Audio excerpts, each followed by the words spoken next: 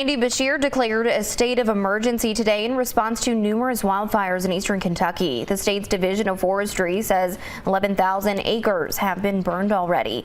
Most of them are in the eastern part of the state in places like Harlan, Pike, and Perry counties. Now that the governor has issued this state of emergency, it allows more state resources to get involved, like emergency management and the National Guard. In a statement today, Beshear said, quote, "We are taking action to make sure that Kentucky families and communities have the resources they need. We appreciate everyone on the front lines stepping up to fight the fires, and we pray for their safety and that these fires can be put out quickly," end quote. With drought conditions expected to continue, officials warn it could get worse before it gets better.